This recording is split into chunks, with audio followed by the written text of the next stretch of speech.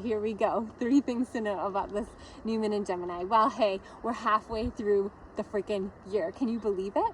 So at the summer solstice, we were at the halfway point of 2023, and this new moon kind of ushers us into that energy. It is right before we move into Cancer season, and Cancer season is when we have that summer solstice. So understanding and recognizing that we're getting this gift, this Gemini gift of having a new moon at the end of Gemini season, so that we can take all those lessons, all the times where we are overthinking things and working ourselves up and having shit happen that was challenging, or how to see things in a different way. Remember that Gemini is a mutable sign. It is a change. It readies us for the change of the season. So it readies us going from spring to summer. It's been a really windy Gemini, late spring here, and that wind, you know, is very activating.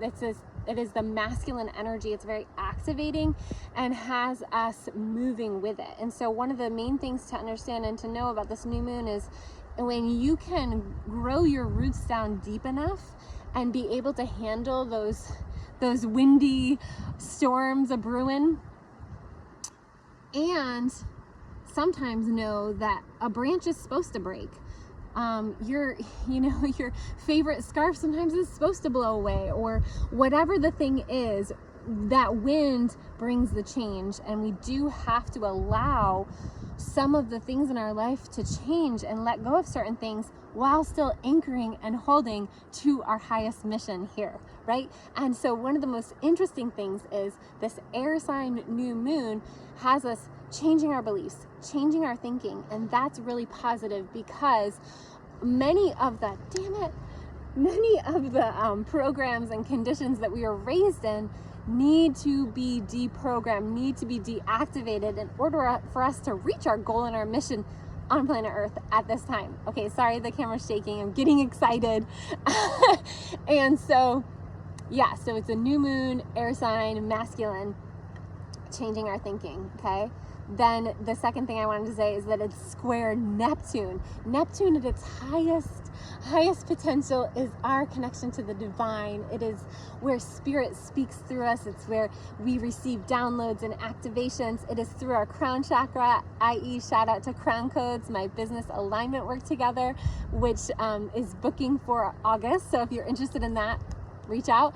Okay, that crown chakra and the spiritual lubrication, our connection to the divine, hence why I had to come out here to my place where I connect to the divine, outside of that noisy lawnmower on the other side of the river.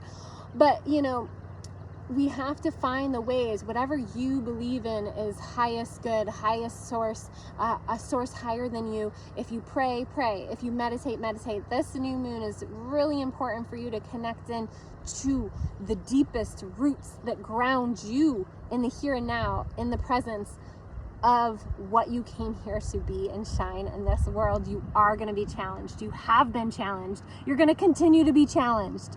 The challenges shape you, but they don't change, and they can't uproot you from your mission unless you allow it, unless you allow the circumstances to destroy you. And I get it, man. We've all been challenged, but no matter what, you do have that connection to source. You do have that connection to your deepest roots, and it's up to you to prioritize that more than anything else on this planet. And this is why working with me is so helpful, because I help you to remember that. It's already within you. I just help you to remember that, and how your natal chart, your birth chart can help you access that in a bigger way, in a stronger way, in a quicker way, and bring you back, right? So the square to Neptune, I just talked about the highest aspect, spiritual connection. The lower aspect, or the shadow aspect to Neptune, can be deception, delusion, addiction, destruction. Now, you think about people that have a really strong connection to the divine, or a really strong connection to art, to poetry, to writing, to creating. There's this fine line between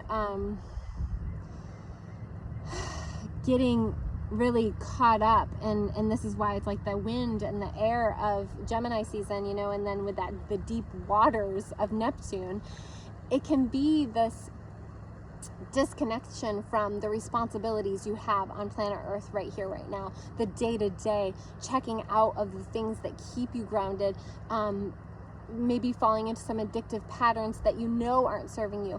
So at a new moon where we have a square to Neptune, you have to check yourself, and you have to understand you've been shown some lessons, you've been shown some places where you check out, you've been shown some places where you get a little delusional.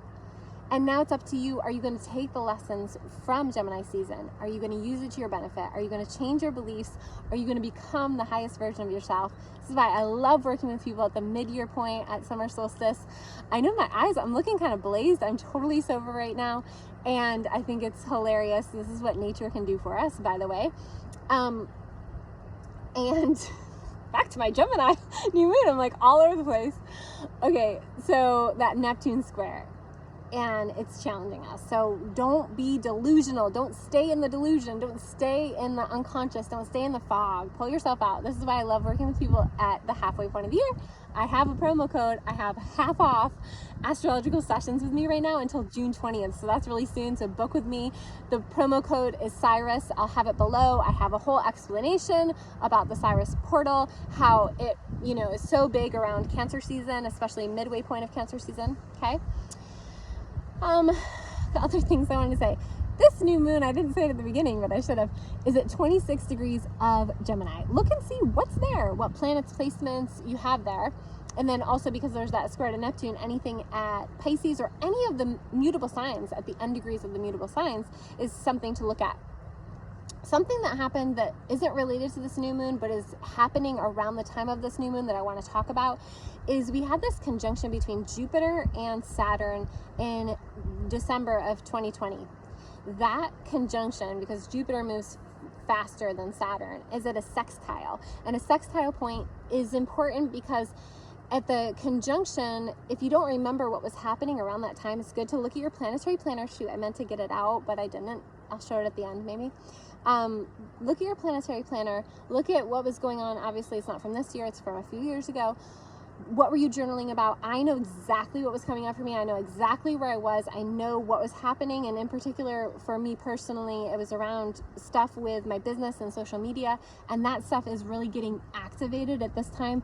And the sextile, look at where, 7-ish degrees of both Saturn and Taurus fall in your chart, because this is a time to strengthen your resolve and do the hard work that you need to do. Be authentic and serious about, again, back to like the earthly plane and the work we came here to do, and staying grounded in that. It does require hard work. It does require stability. It does require consistency. It does require sometimes a lot more from you than you want it to require.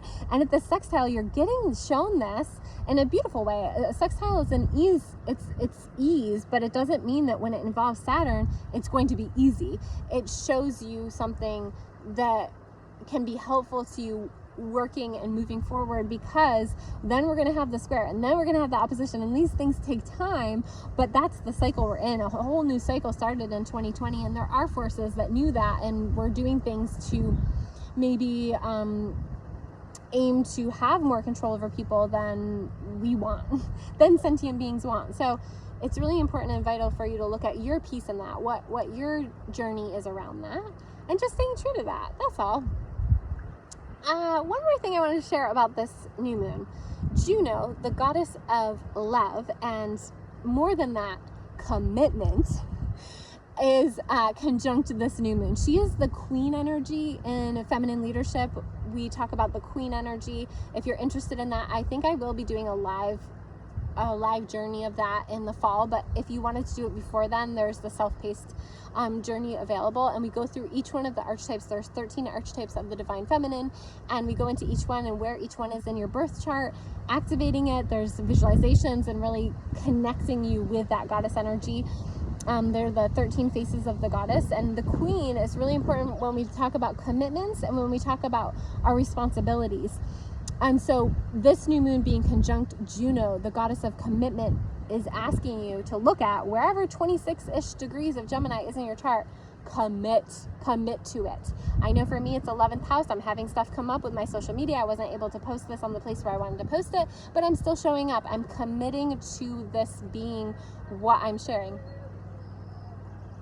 The guy is singing, I love this, while he's mowing the lawn. I just feel like it's very Gemini. So those are like the 3 things that I really wanted to talk about. Now, I'm sure there's more. One of them being Venus is chugging through Leo, and it's, you know, going through and touching Mars, and then Black Moon Lilith, and then Pallas Athena, 2 of the other archetypes of the Divine Feminine.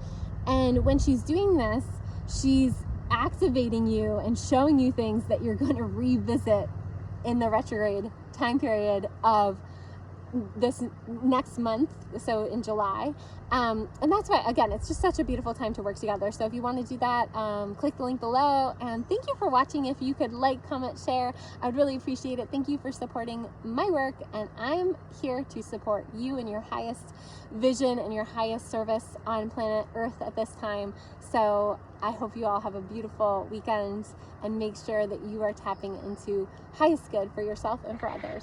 Take good care.